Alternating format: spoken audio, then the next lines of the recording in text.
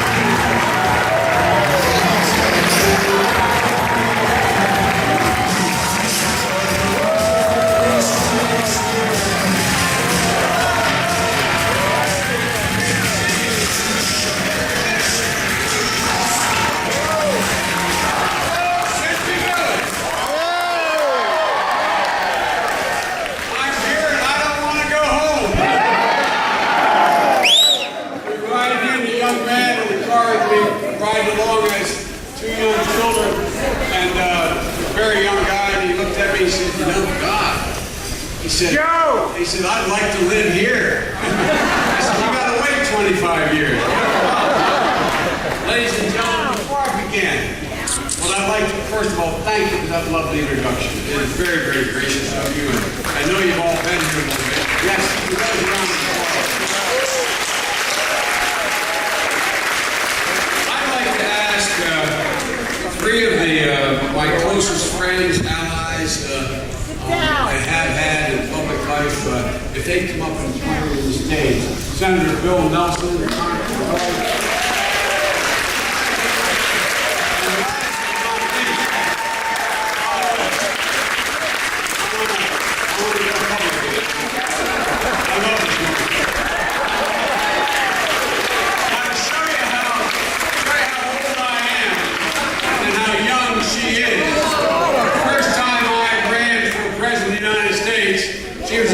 Student and signed up to work for me. Thank you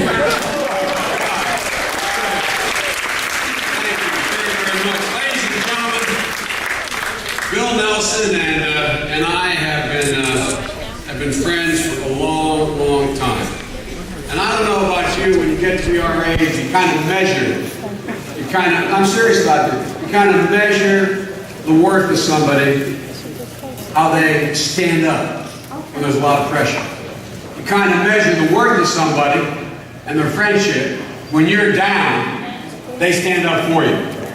You kind of measure the worth of somebody when they know that there's things more important than winning. What's important is what you believe in. That's why this guy is one of my best friends. And I tell you what, he does an incredible job for all of you in the state of Florida. And I say to my good buddy, Congressman Deutsch, Ted, thank you for the passport allowing me into your district. I'm aware of your district boundaries. And I want to thank you very much. Speaking of great jobs being done. And by the way, folks, I was going to have you all sing it, but I won't make you do that. But I see folks all the way back around the corner there. How are you, folks? I'm sorry I didn't see you all back there. I apologize. Well, yesterday was Debbie's birthday. And she's struggling with the trauma of having to turn 30 years of age.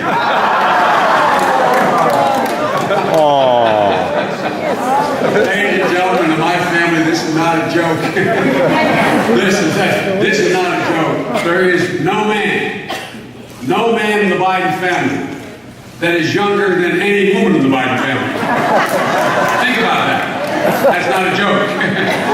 I used to be 8.5 years younger than my wife, or older than my wife. My wife is now 23 years younger than I am. My sister used to be, I can't even tell you how much younger, but now she's 15 years younger. And so I understand. By the way, you can always tell, you guys, these women can always tell whether a man is truly comfortable. They can tell how comfortable a man is working with him, whether he treats him as an equal. You can check it out.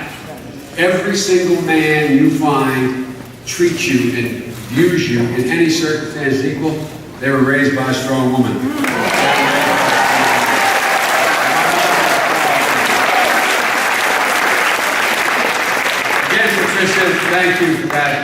that great introduction. Look, as I look out in this crowd, met some folks backstage. I won't embarrass them by naming them, but some of you have been with me for a long, long time.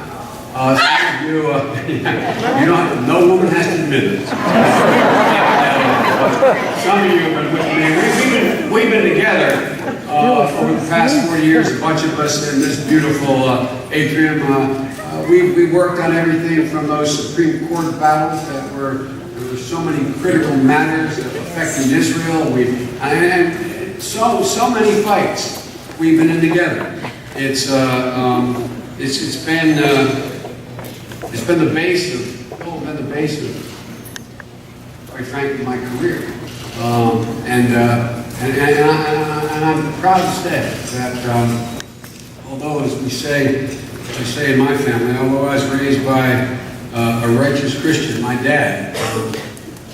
I was raised by an awful lot of folks back home politically who have taught me early on, along with my father, that we have certain special obligations around it. And one of those is Israel. And I just want to say, but I just want to say one more. I just want to say one thing. I just want to tell you how proud I am. How proud I am to stand shoulder to shoulder with a guy who has done more for Israel's physical security than any president of the United States.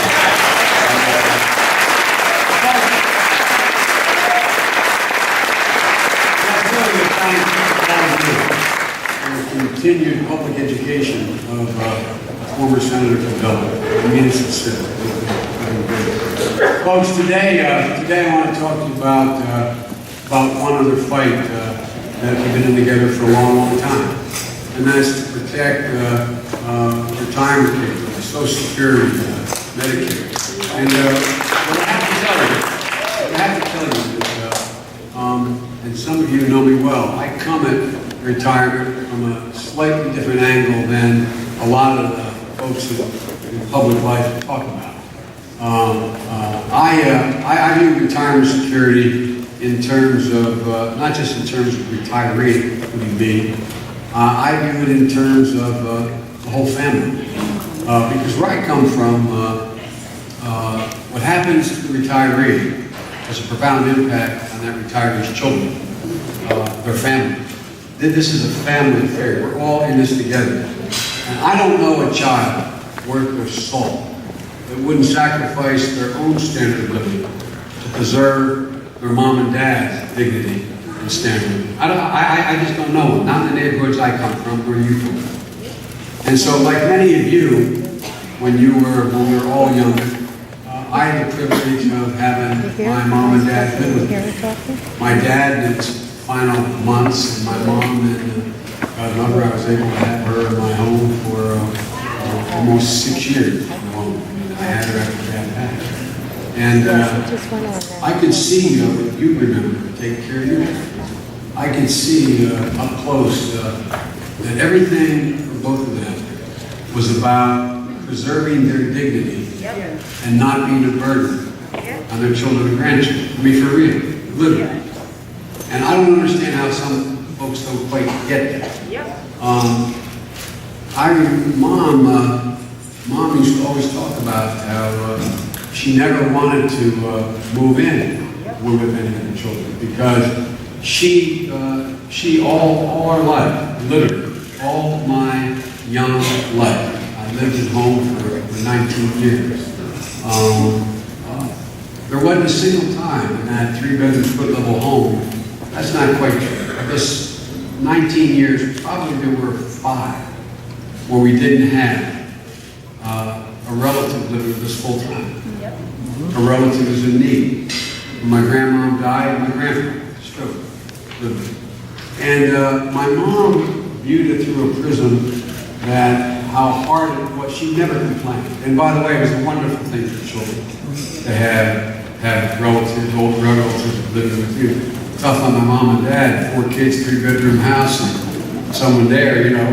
But it was great for us. But for my mom, every time I'd say, Mom, I've got to move in. When I build I sold a home and built a smaller home, and I built it so the whole downstairs was a place for my mom and dad. Neither one of them would move in. They wouldn't do it. And it was beautiful. You know, walkouts, and, the whole basement floor was all glass, looking out in a little pond, and made the ceilings 12 feet high, so it didn't feel like you're walking into a basement. It was lovely. But they wouldn't move in. They wouldn't move in. Because my mom said she didn't want to do to any of us, put us through what she had. No complaints, but Mom went through. Taking care of her parents was a time when there was no Medicaid. When there was no Medicaid. It was a different world. A different world. But neither my siblings nor I have been able to, just like when you were taking care of your parents, neither of us, none of us in our family, could separate the security of my mom and dad from our own well-being. It's just not, it's in the blood. It's bone of our bone, blood of our blood. It's not something you can separate. We couldn't separate meeting the needs of my mom and dad from the needs of our children. As I said, where I come from, and I suspect all of you come from, everybody understands we're in this together. So the question is, it seems to me, to look at retirement security, is are we going to strengthen the very programs that make it possible for families to make it? Or are we going to weaken it? I mean, it's almost that basic. And if there is any question about which side of that debate Governor Romney was on, and I might add, I'm not being solicited. Governor Romney, I've been trained by my dad, never had it back. But Governor Romney and Thomas Ryan, they're decent men. They're good family men. They're devoted husbands. But that's where the similarity ends. And no, I don't mean I'm being critical. It just ends. They have a different value set than they have great value, but it's a different value set than we have. And so what happened was when that debate about which side of this divide the governor was on ended, it ended all those questions that weren't fully answered before he selected Paul Ryan became fully fleshed out once he selected Paul Ryan. And his stated reason for selecting Paul Ryan. My colleagues can tell you, Paul Ryan's a decent guy, but Paul Ryan's view on these issues is fundamentally different. You know, this is not your father's Republican Party. For real. This isn't even Mitt Romney's father's Republican Party. This is a different Republican Party. For real. And my colleagues give you chapter and verse. Congressman Ryan is now giving definition to the heretofore vague commitments and assertions that Governor Romney made during all the primaries and all the debates. And nowhere is that more clear, that definition of what he's for and therefore, than in Medicaid. Now, rather than tell you, since their convention or even at the convention, what their position on Medicare. They've gone out of their way and spent tens of millions, I don't know, maybe hundreds, I don't know how much, millions of dollars on advertising, telling you what they say our position on Medicare. Ladies and gentlemen, they said, we, folks like me who fought my entire life, public life, to preserve Medicare, are somehow prepared to have raped it, stolen it, and take money from it in order to do other things. Nothing could be further from the truth. So as there used to be that program, some of you remember, I said this to my staff and I looked at them like, what's talking about? But some of you remember that program with Walter Brennan who said, "Ain't brag, man, just fact." I forget the name of the program. Not a single one was not in their head. I know all you got, but you know what I'm talking about. Well, look, just look at the facts.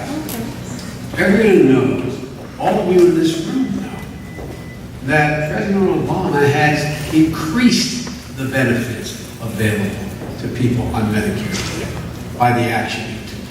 You are now able to go get a wellness exam If you conclude you need a colonoscopy because of the feeling you have, or you need a breast health examination, or if you don't have to pay copay.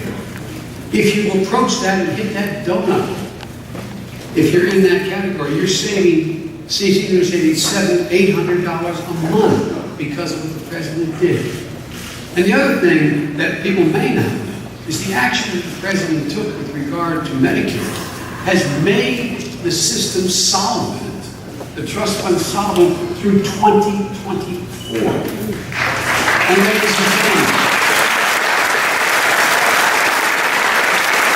that's why the Republican plan says what they did. Asking a rhetorical question, I realize it's an appeal to authority, one of the logical fallacies that we learned in undergraduate school. But asking the question, if that's true, why is the American Medical Association endorsed by the president? Why is the American Hospital Association endorsed?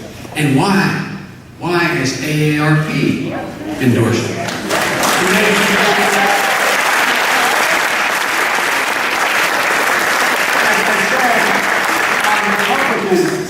Opponents like to tell you, give you a mistaken view of what we're for. And they won't tell you, let me tell you what they're for. And as they said, this will be fact-checked. Let's check it. First of all, if the plan they're proposing were to come to fruition in January or February of 2013, immediately, those folks in the donut hole would have to pay $800 more for prescription drugs. Immediately, those co-pays would be back for wellness visits. Immediately, what would happen is the solvency of the program would recede and be insolvent by 2016 in 3 years.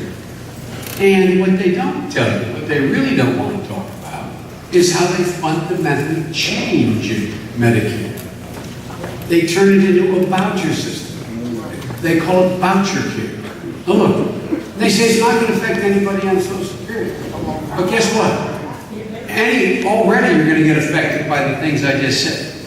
But in addition to that, by it being insolvent by 2016, they're not going to wait for the vouchers to kick in. The system's going to be in trouble. But if you're 55 years old, what they propose will affect you by the time you qualify for Social Security. What they're going to do is they're going to give you a voucher when you qualify at age 65. They're going to give you literally equivalent of a piece of paper worth X amount of dollars. It's going to be a chip, literally. You're all out of Medicare, but you can buy back in this Medicare. But you get this chip. You get this detailed amount that you can spend on healthcare. You can go to the private market like you can now on Medicare Advantage. And by the way, all that talk about Medicare Advantage is going to die. More people signed up for Medicare Advantage since the president changed the law than signed up before the law. But having said that, so what they're going to say is, you get this voucher. And the voucher, by definition, is going to be worth less money than healthcare costs are going to rise. And you can go out and you can shop for health care from a private plan, or you can try to buy back into Medicare. The first plan that was introduced, and all these plans, the end result of that voucher is you're going to have to either dip into your pocket, if you have a pocket to dip into, or, I'm serious, or go to your children, ask for help. Now look, the press is out there, and these are good women and men. They've accurately pointed out, they say we're being a little unfair when we point out that the first Medicare proposal that my colleagues voted against in the House, but all the Republican colleagues, say 1 or 2, voted for, pushed by Congressman Ryan and endorsed by Romney, this thing called the CBO. Y'all, I hate these Washington phrases, but the Congressional Budget. Everybody agrees it's nonpartisan and it's the gold standard. CBO said the first plan, that the press somehow thinks it's unfair for us to talk about, would raise the cost for every senior by $6,400 a year. In other words, to get the same benefit you have, now. CBO said you'd have to reach in your pocket and come up with another $6,400 a year. Well, the press accurately points out accurately say, you know what? They changed that plan. So why do you keep bringing it up? Well, the reason I bring it up, I think it's fair to bring it up. If Congressman Ryan felt so strong about insisting that this plan become law, and if Governor Romney said he would have signed it into law, which he did, if he were president, then it goes to their motive. It goes to who you believe. So now they tell you that this new plan they have isn't going to cost seniors any money. In spite of the fact, the recent Harvard study shows that those who are 55 by the time you get to if they win, the plan you're going to get when you get to be 65 and eligible, you're going to have to come up with $60,000 more, not a year, for the life you're on Medicare. It's going to cost you $60,000 out of pocket more to get the same benefit. So folks, I think the reason I keep mentioning the original plan, it goes to their credibility. Who are you going to believe?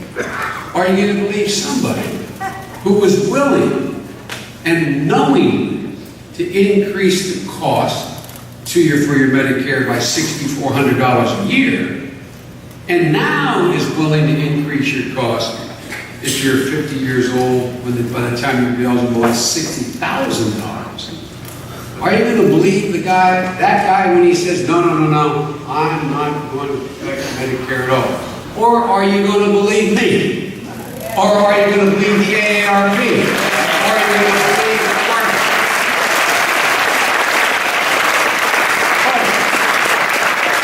I asked you a rhetorical question. Can you imagine me as vice president?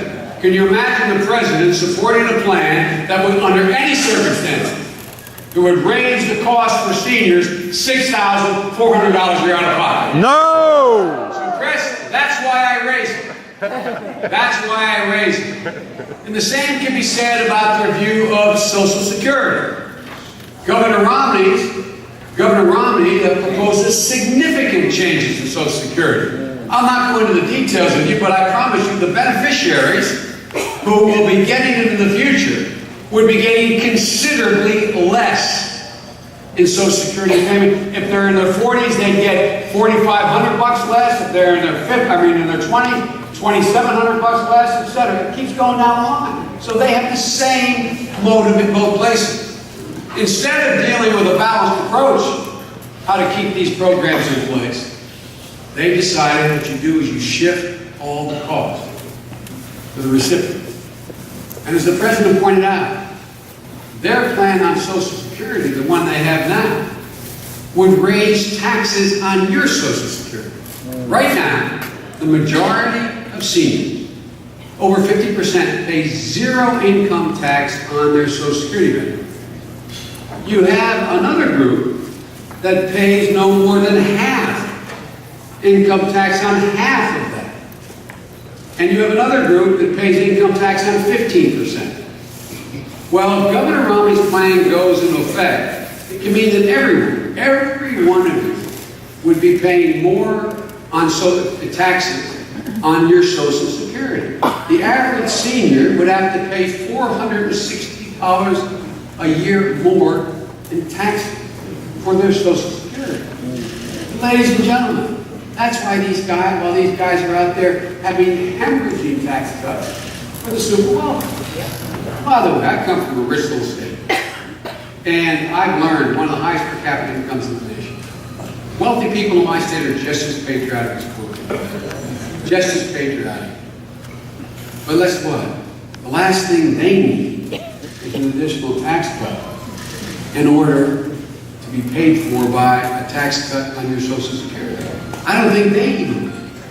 So look, if you listen to the Republican convention, they talked about all the time what they value. They said they valued Social Security, Medicare, education. They said there was this urgency to do something about the national debt. And we agree on that. But I might point out that neither Romney or Ryan were willing to support any debt reduction agreement if it included one single dime in additional tax revenue for people making $1 million. Not one dime. And every outside plan, including ours, everyone said there's got to be a balance. Cut 3, 4, 5 to 1 in spending, but you got to come up with $1 in revenue. There's no way to get there. And they voted against every one. And the amazing thing is, at their convention, it was like an epiphany, as we Catholics say. They discovered the middle class. I heard them mention the middle class more at their convention than I've ever heard either one of them mention. And they told you what they value. My dad used to have an expression. When someone would say to him, his name was Joe, "Joe, let me tell you what I value." My dad looked at him and said, "Look, don't tell me what you value. Show me your budget. I'll tell you what you value. Show me your budget. I'll tell you what you value." Let's take a look at their budget. Their budget slashes 19 million people off of Medicaid, including millions of children and millions of seniors. The only reason about 700,000 are in a nursing home today is they've had to go out and use up all of their income. They've had to sell their home in most states. They've had to draw down everything. And the only reason they're able to be in a nursing home is because they're dual eligible for Medicare and Medicaid. What's going to happen to those people when you knock 1 million more off of Medicaid? They're your middle class folks. It's not just what they do to this generation.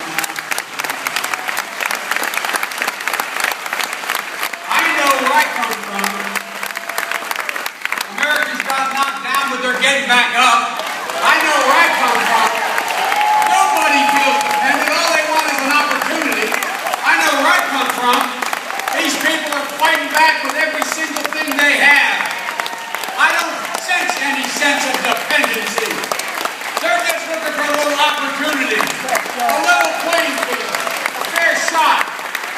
My dad used to say, "Joey, I don't expect the government to solve my problem, but I do expect them to understand my problem." These guys don't understand. The American people are so much better, so much stronger, take so much more responsibility than these guys give them credit for. Think of all the people you know who get up every day, put one foot in front of the other just to make it, not asking for anything.